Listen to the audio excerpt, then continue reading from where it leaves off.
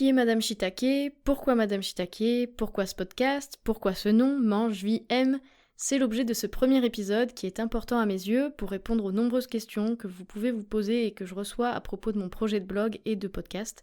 Donc on apprend à faire connaissance, doucement mais sûrement. Je vous laisse avec l'introduction et vous dis à tout de suite avec ce premier épisode.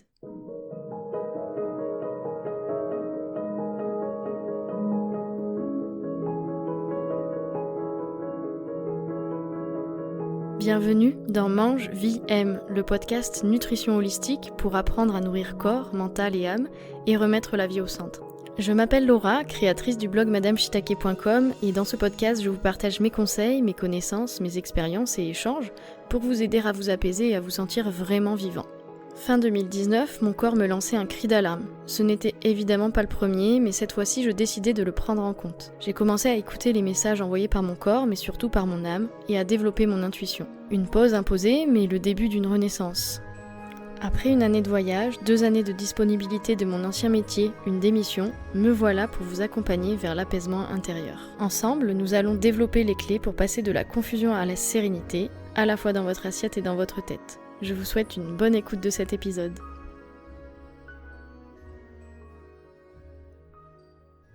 Merci d'être là pour ce premier épisode du podcast Mange, Vis, Aime, mon nouveau projet, un deuxième bébé.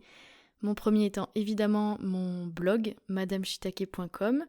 Donc certains sont là et me suivent déjà depuis plusieurs années puisque je l'ai ouvert en 2021. Au départ, juste pour partager des recettes. Donc je partageais des recettes de cuisine anti-inflammatoire. Et aujourd'hui, le projet a bien évolué. Il est plus complet, j'y partage beaucoup d'informations. Et j'avais envie d'un nouveau mode d'expression, d'où la création de ce podcast. Donc déjà, pourquoi ce nom ? On me demande souvent pourquoi j'ai choisi le nom de blogueuse Madame Shiitake. Alors déjà au niveau de la prononciation, j'ai beaucoup de personnes qui me disent Madame Shiitake. Notamment, je pense beaucoup à des personnes qui viennent de Belgique. Je ne sais pas si c'est particulier à la Belgique, mais effectivement le shiitake n'est pas très connu, j'ai l'impression, dans ce pays. Mais donc du coup, voilà, je me suis dit que c'était peut-être intéressant de développer un petit peu plus l'explication autour de mon nom. Donc le shiitake, qu'est-ce que c'est ? Le shiitake est un champignon. C'est un champignon très intéressant nutritionnellement. C'est un champignon originaire d'Asie, le deuxième champignon le plus cultivé au monde, après le champignon de Paris. Je n'avais pas vraiment envie de m'appeler Madame Champignon de Paris, ce n'est pas très sexy, mais j'avais envie dans mon nom d'allier quelque chose de très français, donc j'aimais bien le côté Madame, avec quelque chose de plus exotique. Et au niveau culinaire, ce champignon est certes peu connu, mais il est très intéressant, il est riche en minéraux, riche en vitamines, donc riche en micronutriments, ces micronutriments qui sont indispensables à notre bonne santé. Le shiitake présente des propriétés antioxydantes, donc il va protéger nos cellules des attaques des radicaux libres. Donc c'est en quelque sorte un petit bouclier et j'aimais bien l'idée d'avoir un ingrédient magique en fait, associé à mon nom. Et pourquoi Madame ? Car avant, j'étais prof. Ça me permet de faire un petit clin d'œil à mon amie Florence du podcast Avant j'étais prof, qui fait que je suis derrière ce micro aujourd'hui. C'est grâce à son podcast en fait que je me suis lancée dans le projet de la reconversion. C'est grâce à sa formation de création de podcast que je me suis lancée dans créer ce podcast. Et c'est grâce à la vente de son micro que j'ai pu acquérir l'objet qui me permet de m'enregistrer aujourd'hui et faire cet épisode. Donc avant j'étais prof d'histoire géo, j'ai beaucoup aimé cette expérience, je suis toujours aussi passionnée d'histoire que de géographie, d'ailleurs j'ai un parcours beaucoup plus géographique qu'histoire, mais ce n'est pas l'objet du jour, je ne vais pas vous raconter toute ma vie ni tout mon parcours, je préfère vous parsemer ça plutôt dans les prochains épisodes, par-ci par-là. Aujourd'hui, j'ai démissionné pour devenir Madame Shiitake.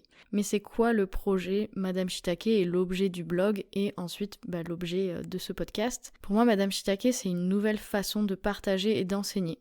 Au fond de moi, je me sens toujours prof, mais j'ai envie de partager à plus de personnes, de diffuser mon message en ligne à toutes les personnes qui seront attirées par ce que j'ai à dire, car elles en ont besoin.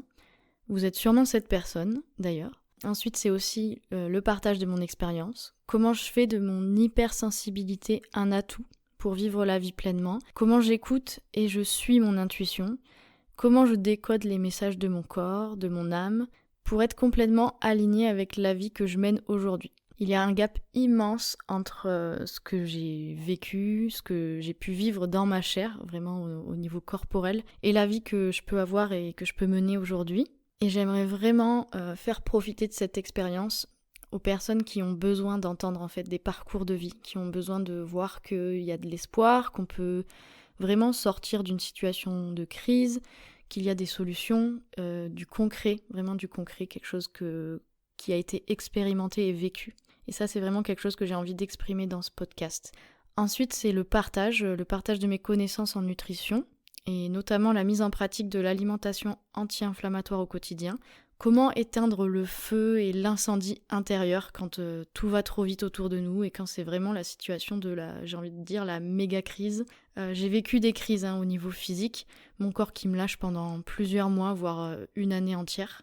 Puis j'ai eu aussi des gros downs psychiques. Quand un matin tu te lèves et tu te rends compte qu'en fait il y a plus rien, il n'y a rien qui n'a du sens, quand on se sent vidé, que plus rien ne nous fait vibrer. Et là, l'alimentation, elle a un rôle à jouer dans tout ce contexte pour nous apaiser. Ça permet de sortir de la crise, ça permet aussi d'apaiser l'inflammation, il peut y avoir de la neuro-inflammation, et l'alimentation est une des premières solutions. En tout cas, elle a été ma solution pour sortir de plusieurs moments de crise au niveau de ma vie. Et l'alimentation peut même ensuite nous redynamiser et nous rendre bien vivants. Quand on est sorti de la crise, que tout s'est apaisé et que tout est clair, l'alimentation, elle peut être là encore plus comme quelque chose qui va nous booster et nous encourager sur notre nouvelle lancée. Et enfin, le projet Madame Shiitake, c'est un voyage en fait.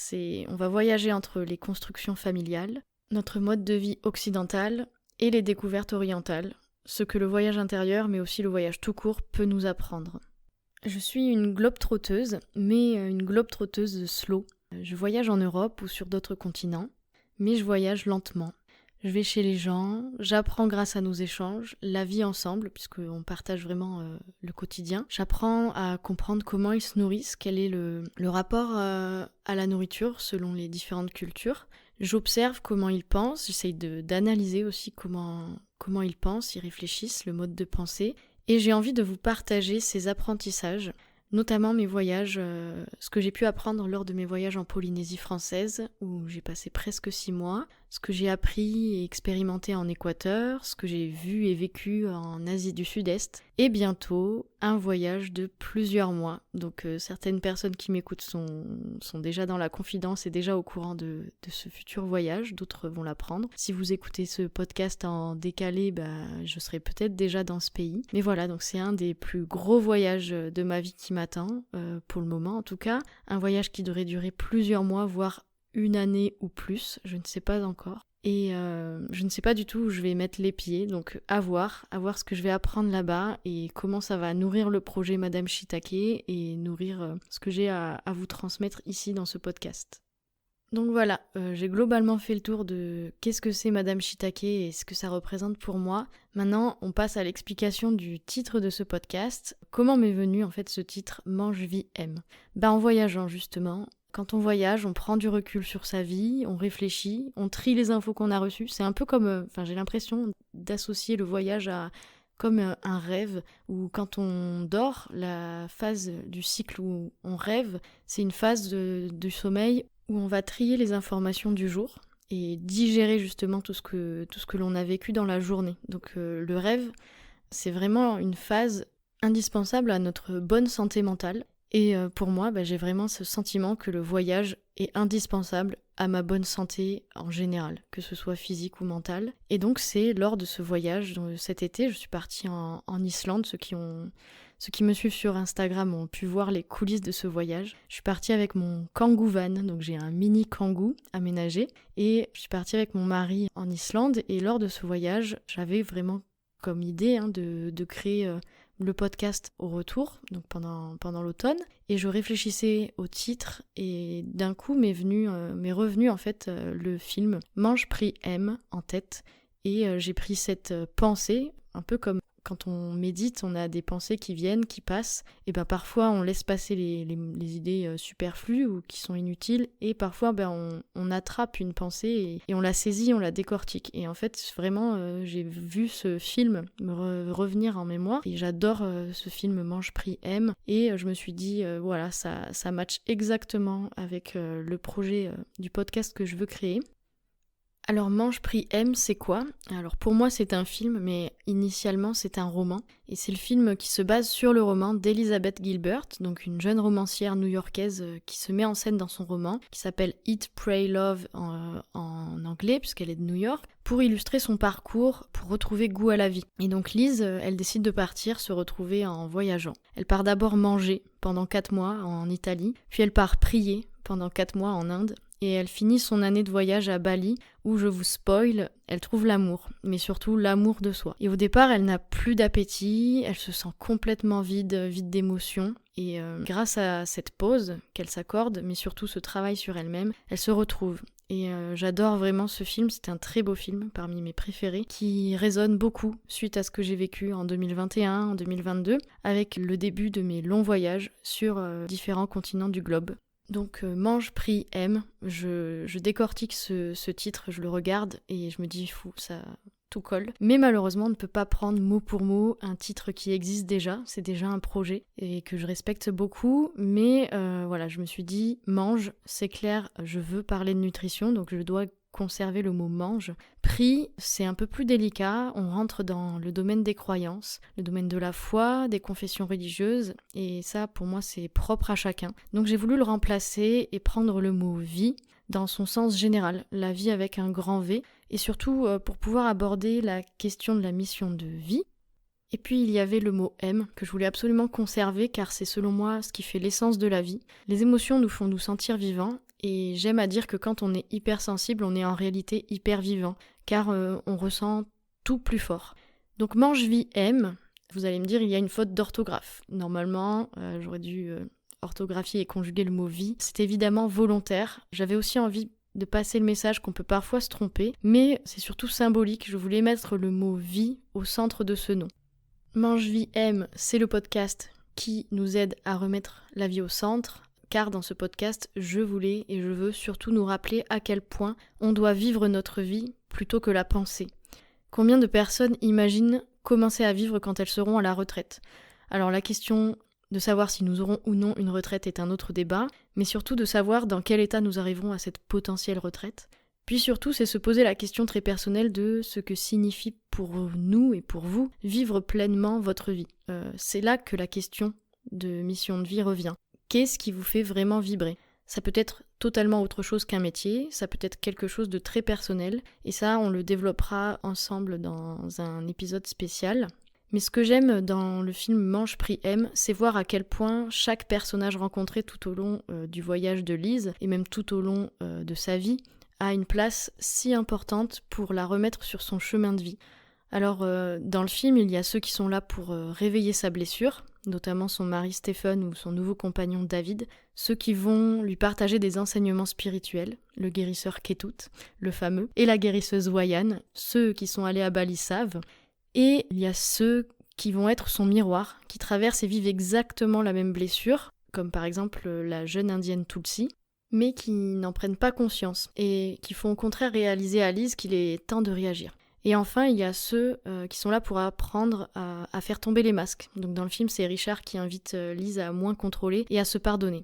Donc fin de la parenthèse sur le film Mange, Prie, Aime, mais c'est en tout cas un film plein de messages. C'est à la fois du développement personnel et spirituel et une invitation à croquer la vie à pleines dents et à se faire plaisir dans l'assiette. J'ai vraiment ambition de faire passer ces messages à travers mon podcast en vous aidant à trouver de l'apaisement, de la réconciliation intérieure et à vous aider à vous sentir aligné avec vous-même et à retrouver une vie vibrante. Alors j'adore les triptyques, je ne sais pas pourquoi, je suis attirée par le chiffre 3, mais j'aime l'idée de travailler de manière holistique en cherchant à apaiser à la fois le corps, le mental et l'âme, et j'aime travailler avec les 3 notions de mange, vie, aime. C'est l'objectif de ce podcast, vous apprendre à vous nourrir au mieux, au niveau corporel. J'espère vous faire profiter de toutes mes connaissances, ce que j'apprends actuellement en formation. Donc même si mon parcours personnel m'a permis d'en apprendre beaucoup sur la nutrition et l'alimentation anti-inflammatoire, mon envie d'aller plus loin, d'en faire un métier, m'a poussée à chercher la meilleure formation possible. Je vous expliquerai sûrement plus en détail mon parcours, mais pour ceux que ça intéresse, je suis le parcours de formation sur 3 ans avec le CERDEN, le Centre européen pour la recherche, le développement et l'enseignement de la nutrition et de la nutrithérapie. Donc c'est un organisme belge qui propose une formation diplômante scientifique en lien avec les dernières recherches, qui forme notamment le personnel médical, comme les médecins généralistes, les pharmaciens, etc., qui souhaitent avoir une formation en nutrition pour devenir nutrithérapeute. Alors comme moi je ne suis pas de formation médicale, mon titre à la fin de cette formation sera conseillère en nutrition. Donc là je suis en cours de 2e année, j'ai validé l'année dernière la première année de mise à niveau scientifique, et l'idée est d'agir avant que la maladie soit là, de conseiller et de faire de la prévention. Donc mon rôle n'est pas de guérir, mais d'accompagner les personnes qui ont envie de prendre soin d'elles du côté de l'assiette, pour être en pleine santé et d'accompagner pour soulager les douleurs par exemple. Donc je ne suis pas médecin, mais experte sur les questions de la nutrition, quels que soient les âges, quel que soit le régime alimentaire. Pour la question de la vie, ou encore de la mission de vie, j'espère vous inspirer à travers mon parcours, mes expériences, mais aussi les échanges que je pourrais avoir au sein de ce podcast, à travers des interviews de personnes inspirantes. Et comme pour Lise lors de son voyage, j'espère mettre sur votre chemin des personnes qui peut-être vous aideront à avoir un déclic, vous aideront à prendre des décisions, à entamer un début de réflexion et d'introspection. C'est pour moi le rôle premier du podcast, nous nourrir spirituellement. Donc on va parler ensemble de manger, apprendre à mieux manger, de vie, apprendre à mieux s'écouter et à vivre la vie qu'on a envie de vivre. Et enfin on va aborder les questions de l'amour, qui est pour moi l'invitation à vous respecter un peu plus, à développer l'amour de soi. Prendre du temps pour s'aimer un peu plus, c'est un cadeau pour tous les autres. Car quand on est plein de confiance en soi, qu'on développe son amour propre, on aime un peu plus les autres aussi. On peut leur faire confiance, et en se comprenant mieux, on peut aussi mieux exprimer ses besoins, et pratiquer la communication non violente par exemple. En accueillant nos émotions, on leur donne la possibilité d'exprimer leur message, et de moins le faire payer à notre entourage. Bref, l'amour de soi et la confiance en soi, c'est un premier pas vers une vie plus apaisée individuellement, mais surtout collectivement. La relation de couple est là pour en témoigner, et mon expérience de couple durable pourra peut-être vous aider aussi. Car oui, je suis mariée et en couple depuis 18 ans. Mais c'est qui cette mamie qui vous parle ? Je vais avoir 33 ans et je suis en couple avec mon mari depuis mes 14 ans. Donc des expériences, on en a à vous partager. Voilà pour cette grosse introduction au podcast. Cette entrée, j'ai envie de dire. Car oui, les entrées ont un vrai rôle. Et nos mamies qui nous servaient la bonne salade aux noix vinaigrées, ça permettait de produire les sucs gastriques indispensables à notre bonne digestion. Donc on s'inspire de nos mamies, et de nos papis d'ailleurs, et on va tenter ensemble de développer des conseils pour aborder la vie plus sereinement et joyeusement. Alors go go go avec Madame Shiitake dans Mange, Vie, Aime. C'est la fin de cet épisode. Merci à vous de l'avoir écouté jusqu'au bout. S'il vous a plu, abonnez-vous à ce podcast pour ne pas rater les prochains. Pour le soutenir, m'encourager, vous pouvez mettre de belles étoiles et un commentaire sur votre plateforme d'écoute. Je vous invite à partager cet épisode à ceux qui seraient intéressés par son sujet ou à le partager sur vos réseaux sociaux. Si vous voulez en découvrir plus en attendant, vous faites sûrement partie de la team des curieux, je vous invite à vous rendre sur mon site, madameshiitake.com. Vous y trouverez une section blog où je vous partage encore plein de conseils, de réflexions, mais aussi des recettes de cuisine saines et gourmandes. Vous pouvez me suivre dans mon quotidien sur Instagram, @madameshiitake, où je vous partage quelques coulisses de mes projets. Et pour finir, vous pouvez demander à recevoir votre pack de démarrage de la cuisine anti-inflammatoire, via le lien que je vous laisse en description pour faire votre premier pas vers l'apaisement. D'ici le prochain épisode, prenez bien soin de vous, à tous les niveaux, nourrissez votre corps, votre âme, vivez plein d'émotions et n'oubliez pas que quand on est bien dans son assiette, on est bien dans sa tête. Et vice versa. À très vite!